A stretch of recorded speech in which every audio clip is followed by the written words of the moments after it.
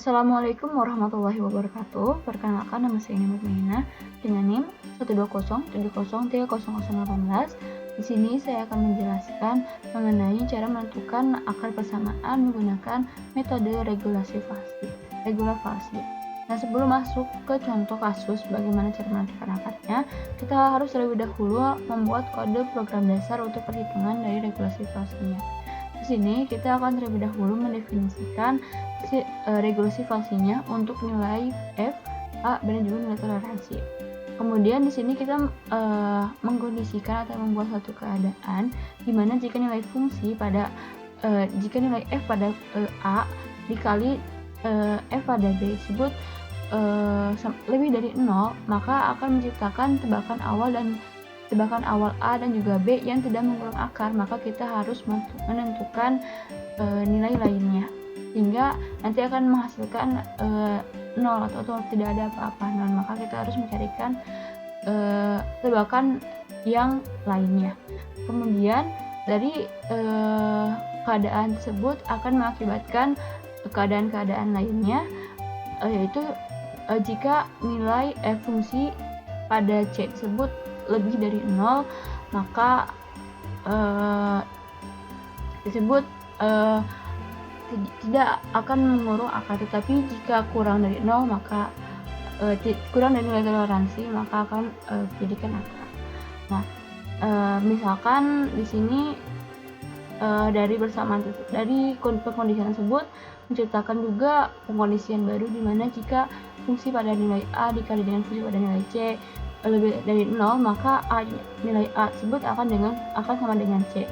Begitupun jika fungsi pada B dan juga dikali fungsi pada C lebih dari 0, maka nilai B tersebut akan sama dengan C, di mana C tersebut adalah B dikurangi fungsi B dikali B dikurang A dibagi fungsi B dikurangi fungsi pada A. Nah, maka hasilnya adalah nilai C tersebut. Jadi untuk program pertamanya tersebut, nanti kita akan memanggil program ini untuk kemudian kita running agar menentukan nilai akar persamaannya. Sini untuk contohnya, misalkan kita memanggil terlebih dahulu perhitungan awal yang telah kita buat, regulasi falsi, kemudian kita mendefinisikan f(x) tersebut sama dengan x kuadrat dikurangi 4 dengan menghasilkan nilai y. Kita kemudian akan mendefinisikan juga nilai A, B, dan juga toleransi, di mana A ini adalah kita mengfloat untuk tebakan awalnya, sedangkan B ini untuk kita mengfloat untuk tebakan awal B. Sini juga kita membuat nilai toleransinya. Dan di mana di sini X regulasi falsi, F, A, B, dan juga toleransi. Di sini kita yang dihasilkan adalah nilai akarnya atas sama dengan X. Kita bisa untuk merunning.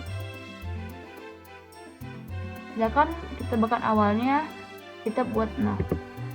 Kemudian tebakan akhir awal B tersebut 10. Kemudian kita masukkan nilai toleransi 1E atau 1 dikali 10 negatif 20.